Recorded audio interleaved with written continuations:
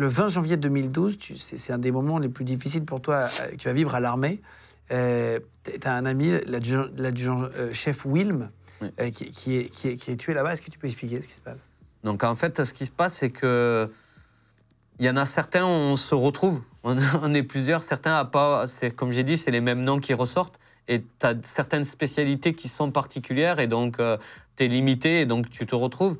Et l'adjudant-chef Wilm, c'était un copain que j'avais connu lors du 2e Afghanistan. Eux, ils avaient Canal+, et j'allais voir les matchs du Stade Toulousain là-bas. Donc, en Afghanistan? Ouais, en Afghanistan. Incroyable. Et donc, du coup, j'allais voir les matchs chez eux, à leur popote, et moi, je prenais du plaisir là-dessus. Donc, on avait bien sympathisé et tout. Et lors de ce 3e Afghanistan, moi, je suis au niveau de Tora, lui, il est au niveau de Gwan, et c'est un site encore plus petit que nous. Et donc, des fois, on se rencontre, on se parle, et il y a un moment, il vient récupérer du courrier chez nous. Et du coup, je le fais venir à Popote, je le présente aux jeunes de chez nous. On parle de ce qu'on a vécu avant et tout. Et en fait, une semaine après, quand il est à Gwan, lors d'un footing, il se fait tirer dans le dos par quelqu'un de l'ANA. C'était un taliban qui s'était infiltré. Oh là là. Et un militaire de la base, en fait, ouais. De l'armée afghane. Quelqu'un de l'armée nationale afghane, mais c'était un taliban qui s'était infiltré. Il leur a tiré dans le dos.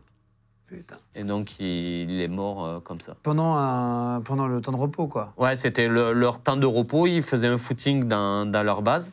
Et en fait, ils se sont fait tirer. C'est-à-dire qu'il faut se méfier de tout le monde, quand même. Tu peux avoir confiance en rien et en personne, mais en même temps, tu es obligé de faire confiance pour avancer des choses. Faut surtout pas faire des généralités. Quand c'est arrivé, tu as une envie de vengeance. En plus, c'est ça qui est très difficile.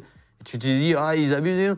Mais il ne faut pas faire une généralité parce que dans l'armée nationale afghane, il y avait des ripoux, il y avait des mecs pourris, il y avait des infiltrés. Mais il y en a certains, ils ont défendu leur pays, ou ils ont essayé. Il y a eu beaucoup de morts de l'armée nationale afghane. C'est des mecs qui voulaient défendre leur pays. Ouais, ils n'ont pas réussi. Il a été tué, le taliban? Il a été, c'est particulier, on va dire. Moi, de échos officiels que j'ai eus, il a été arrêté. Et après amené à des Américains. D'accord, d'accord. Et il a été, donc ton ami a été tué avec 3 autres soldats, c'est ça? Il a réussi à tuer 3 personnes.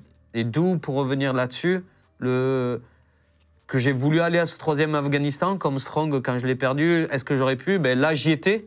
Mais non, nous, côté renseignement, on n'avait pas eu cette info-là. C'est ça qui est particulier. Là, il arrive ça, on n'a pas eu de renseignement là-dessus, du coup, on n'a rien pu faire. Toi, tu étais sur base à ce moment-là? Moi j'étais sur la base de Tora, ouais, donc j'étais en Afghanistan, je l'avais vu une semaine avant. Donc nous, on n'avait pas de renseignement pour...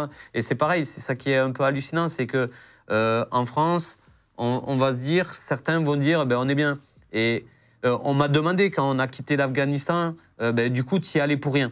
La question très difficile, mais du coup, tu y allais pour rien. Tu as risqué ta vie. Pour moi, mon avis à moi personnellement, non. J'y suis pas allé pour rien. J'y suis allé là-bas pour plusieurs raisons.